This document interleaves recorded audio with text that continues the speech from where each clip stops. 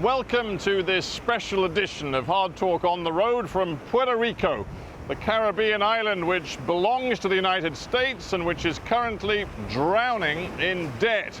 Just 3.5 million people live here, but they've managed to run up a public debt of $70 billion.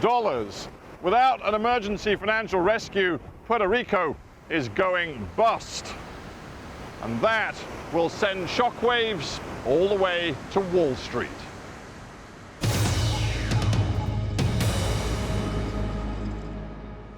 Z93, tu emisora nacional de la salsa. San Juan, Puerto Rico's capital, has miles of beach, palm trees, and year-round sunshine.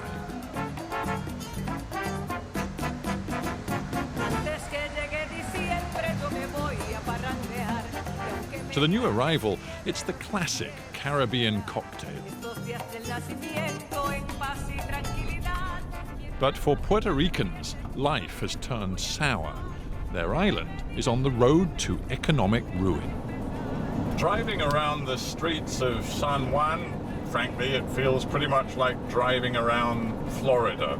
This place is incredibly Americanized, but the statistics, well, they don't lie. Unemployment is more than twice as high in Puerto Rico, and as for poverty rates, well, this place is more than twice as poor as the poorest state in the US.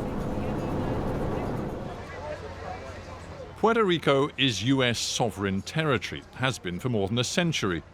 But unlike Hawaii, for example, Puerto Rico is not a state in the Union. It governs itself. For most Americans, the island has never been more than a one-day stop on a Caribbean cruise.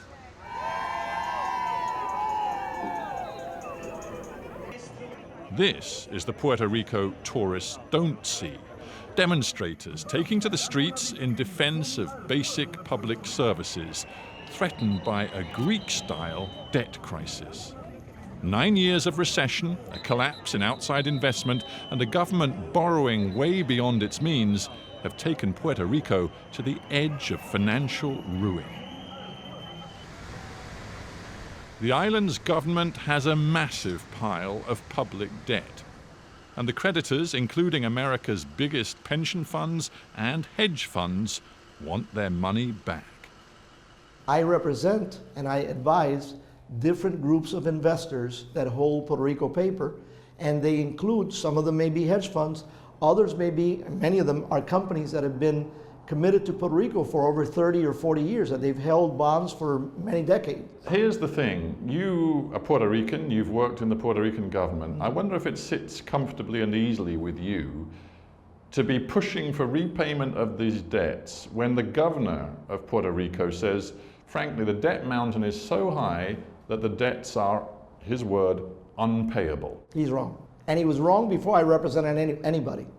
I don't think that the way that you resolve Puerto Rico's financial crisis is to be slapping in the face the people who have helped Puerto Rico finance its development over the years. And the same people that you're going to try to attract in the future to continue investing in Puerto Rico. We can make adjustments, and to make adjustments you have to have a good faith negotiation on good faith on both sides of the table. Well, do you bring good faith to the table? Yes, we do. Because what we hear, although I don't negotiate, I'm not in charge of negotiation. No, but you represent people who do negotiate. I advise people who. And what we hear is that they are driving a very hard bargain, a bargain that the Puerto Rican government, the authorities here, cannot meet. For example, they're demanding new taxes, they're demanding even greater cuts in pensions. They want things which are going to hurt the ordinary people of this island. We are in the crisis because the governor of Puerto Rico wants to spend more than Puerto Rico can afford to spend. The Development Bank, which manages the finances here, has less than $1 billion in cash reserves. Those cash reserves could be finished by the end of this year. This place could be going bust. If there is mismanagement, yes, money can be over. But if there is not mismanagement, if you solely spend on things that are essential that be spent, you would not have that mismanagement. Do you think Puerto Rico will go bust? Puerto Rico has no reason to go bust. But you're asking me a very logical question regarding people who have made a policy-making process that is very illogical. So there's no need for us to go bust, and there are roadmaps to resolving the crisis and not having to go bust.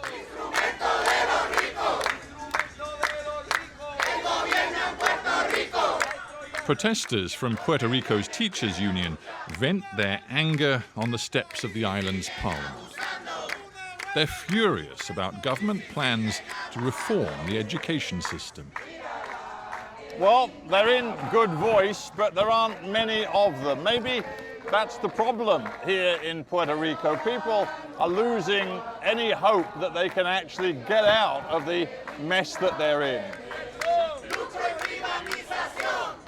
Schools are being closed, pensions cut, and, according to the teachers, education's being privatized by a government desperate to save cash.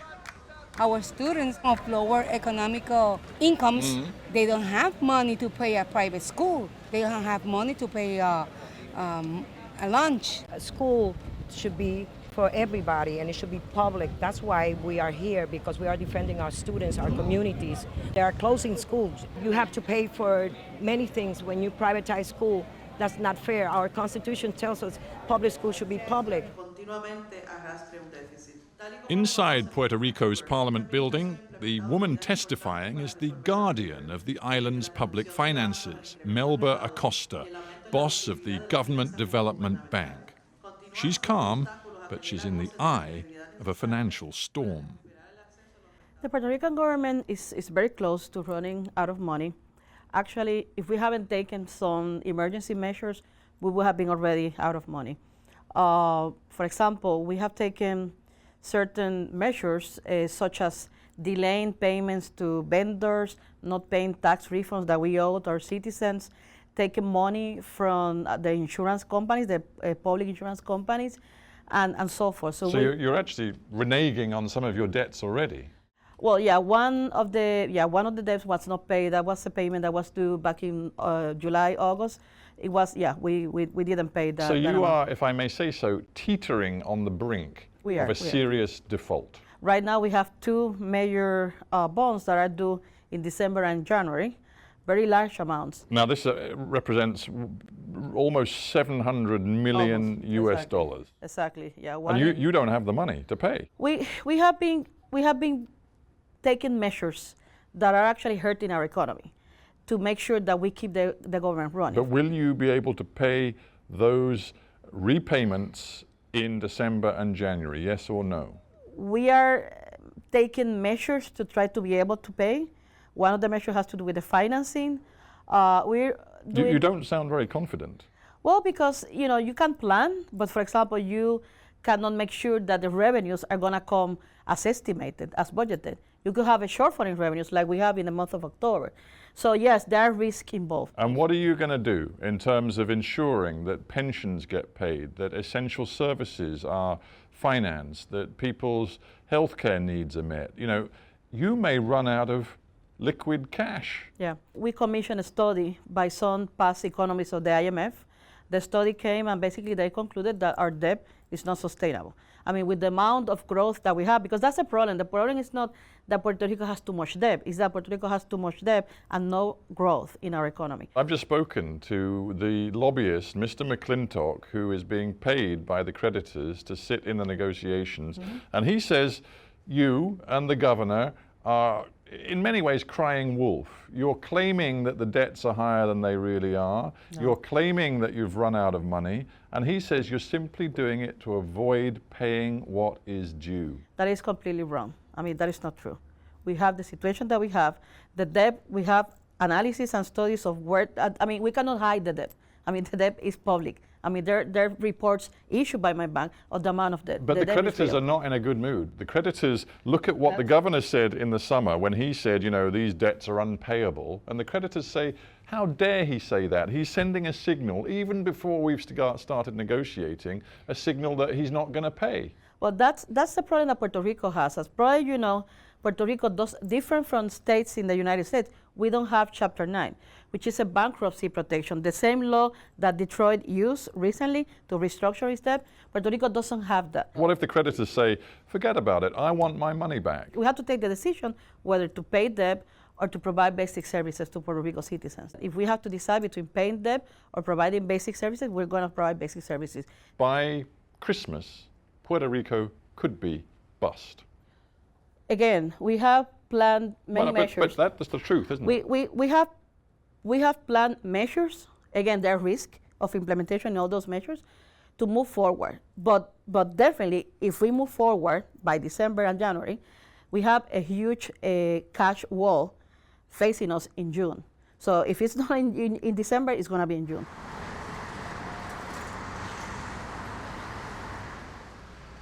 On the streets of San Juan, there isn't exactly an air of panic. But within weeks, basic state provisions from pensions to power to garbage collection could be under threat. Many of the best and the brightest simply want to get out. Luis Correa is a respected consultant doctor. He hasn't told his hundreds of patients yet, but he's decided to head to Florida. As US citizens, it's a choice that's open to every Puerto Rican. When you have kids and you are thinking about the chances that they may have when you grow up, you find out that this island at the present time is not a good choice. So basically you want to offer your kids a better future. So in order to offer that, you have to take a big step. But you have a good job, you are a successful doctor. Look at all of these patients, these records here. You have hundreds of patients. Yes. What's the problem? Right here on the island, we have a big issue with the medical insurance companies, and they haven't changed the payment since the last 15 years. For seeing a patient today in this surgery, how much do you get paid? You're talking about 15, 20 bucks. So you're saying you really can't make a good income in the system here in Puerto Rico? Yes, that's the main situation here. And your wife is a doctor too? She's a doctor too. So you are exactly the sort of people, smart, educated, motivated people, that this island needs to keep here. And yet you're going. Do you feel bad about that? Sometimes I do feel bad because you feel kind of, you live in people that you love in the island, and sometimes you think that you have to help them, do something for them, but when you don't have support from the government, what else can you do? You have to do for your family. So that's tough and big decision. Have you got job offers already? Yes. How much do you think you can earn in the United States, roughly? Roughly, maybe you can make 50% more than you can make in the island. When you go to Florida, take the wife, the kids, do you think you'll ever come home, back to Puerto Rico? I don't think I'm gonna come back ever. I mean, I can come back for vacations, short stay, but not to live again. I don't think so. The situation on the island, I don't think that it's gonna change. So basically, we're living forever.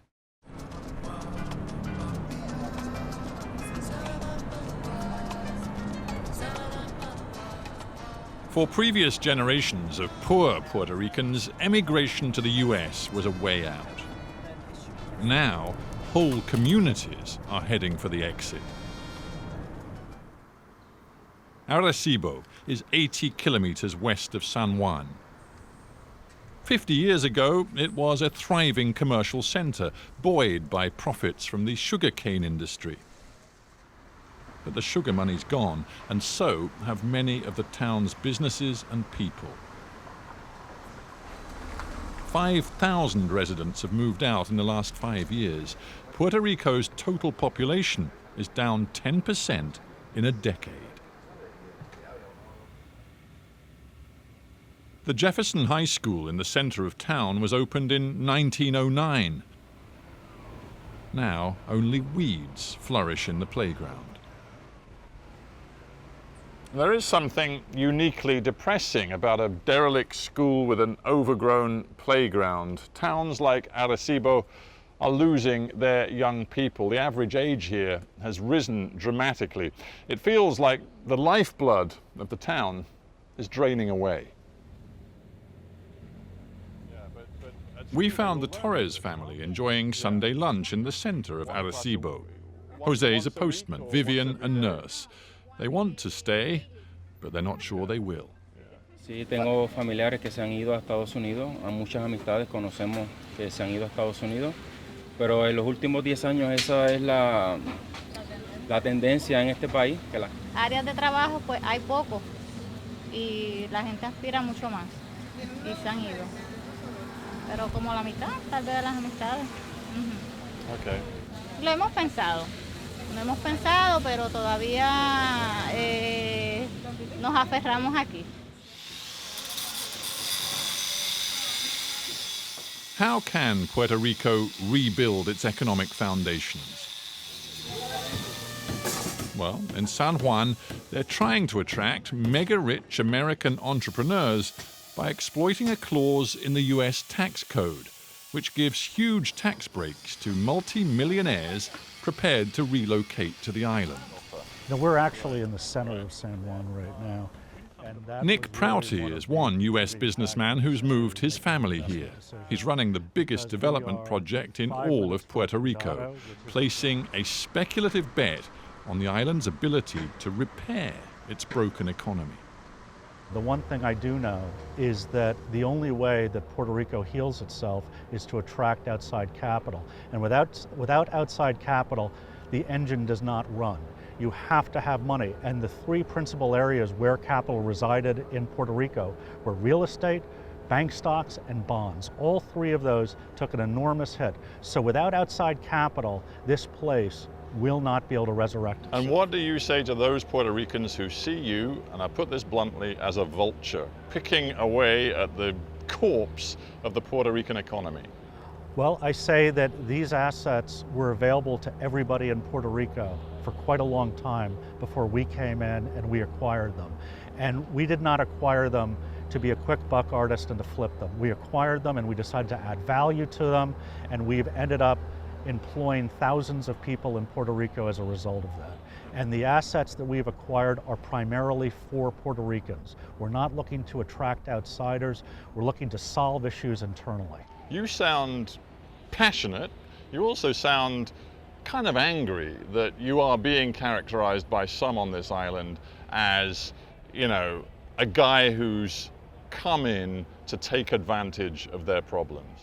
Well, I think that's a very small minority of people. And if I come across as angry, that I shouldn't, because I have been, I think, welcomed to a degree that has been very gratifying. And they've seen that our investments have translated into real work, that have translated into a thoughtful investment approach that takes into considerations neighborhoods. That's meaningful.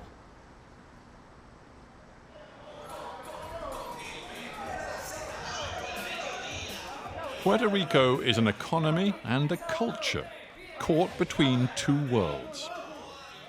It's American, and yet it's steeped in Latin values. For decades, Puerto Rico's government spent beyond its means, hoping the federal government in Washington would come to the rescue if things got messy. Well, they did. And now politicians in Washington and Puerto Rico are fighting over who should pay the price. $18 billion worth of the debt was issued by the central government. It's guaranteed by our constitution. This is a society of law and order. But of course we need to pay that. Then you do have debt issued by public corporations, government-owned entities like the Power Authority in Puerto Rico, the Water and Sewer Authority of Puerto Rico. And I'm saying with respect to those that we should restructure those debts. And I am the one who introduced... And if the creditors don't agree?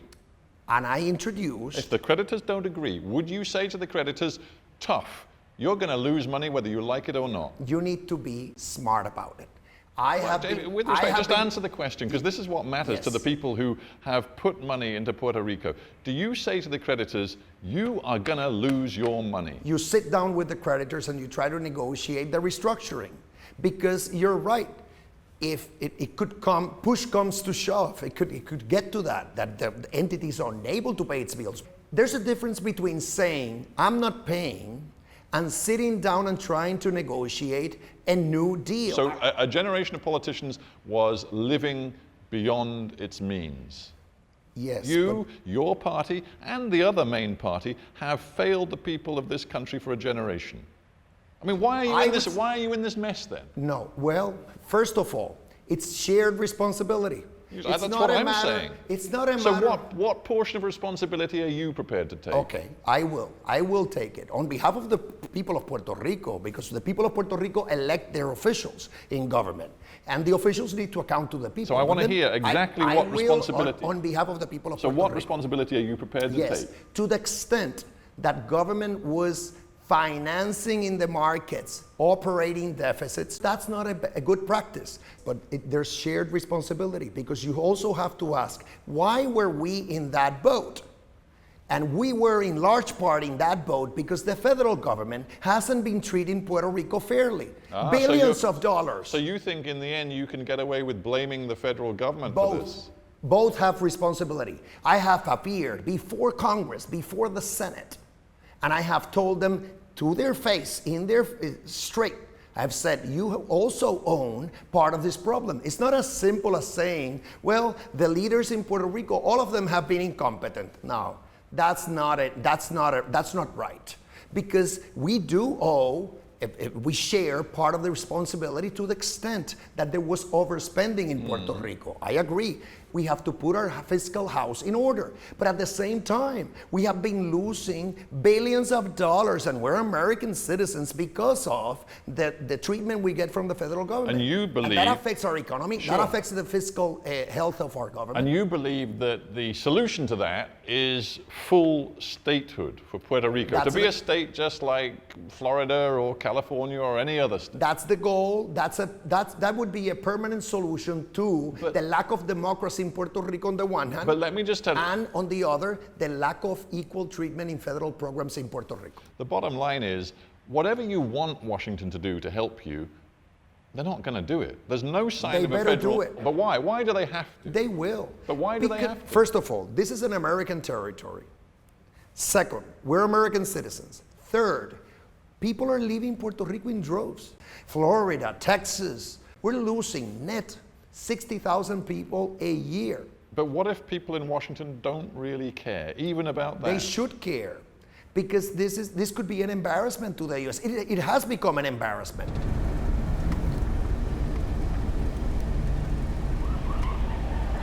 It's 10 o'clock on a Monday night in a working class neighborhood of San Juan. We've just got here, and the TV news is still full of the economic miseries in this place, but we seem to have found a party. So let's take a look.